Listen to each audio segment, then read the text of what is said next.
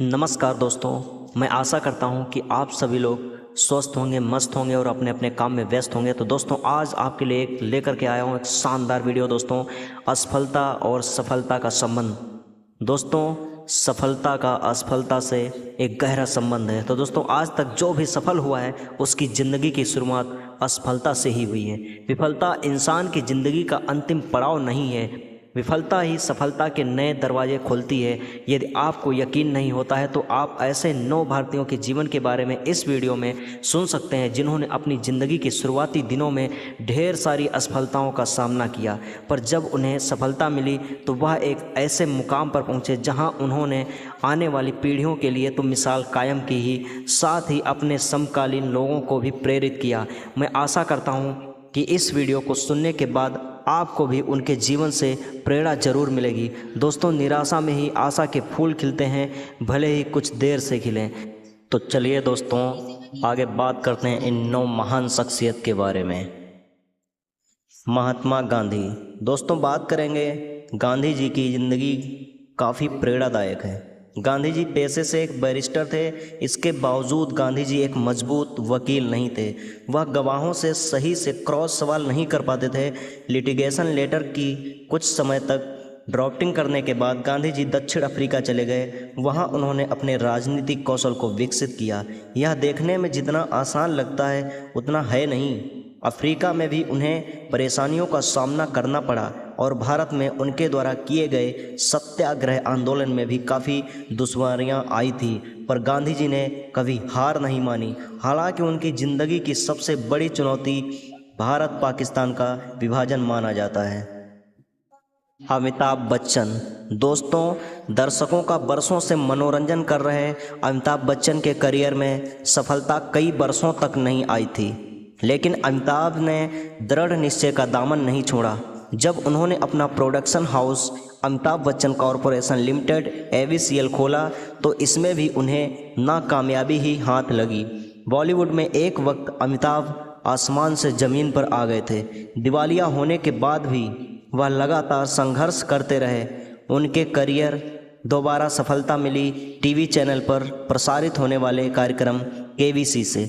आज अमिताभ बच्चन बॉलीवुड में बूढ़े होने के बावजूद शिखर पर बने हुए हैं। धीरू भाई अंबानी।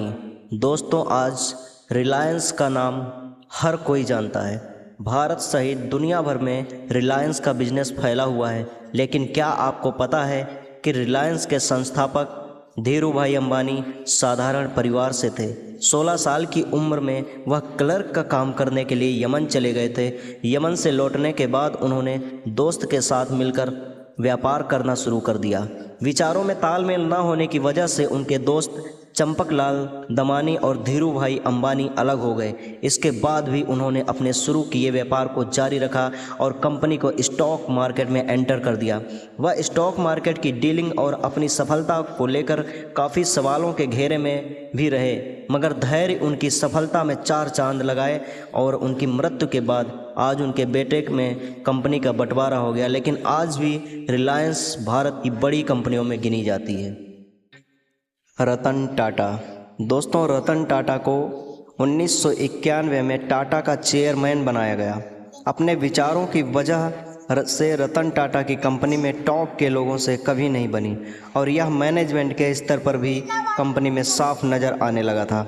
चेयरमैन बनने के बाद उनके अंडर में 2 कंपनियों का दिवालिया हो गया था। रिटायरमेंट की उम्र में 70 से 65 करने के बाद रतन टाटा से कर्मचारी भी नाराज़ हो गए थे। सारे विरोधों के बावजूद उन्होंने टाटा नैनो जैसी सस्ती कार बनाई। आज टाटा ने दुनिया भर में अपनी पहचान एक सफल चेयरमैन के रूप में बनाई है। नरेंद्र मोदी। दोस्तों, चाय बेचने से लेकर प्रधानमंत्री बनने का सफ़र तय किया मोदी ने।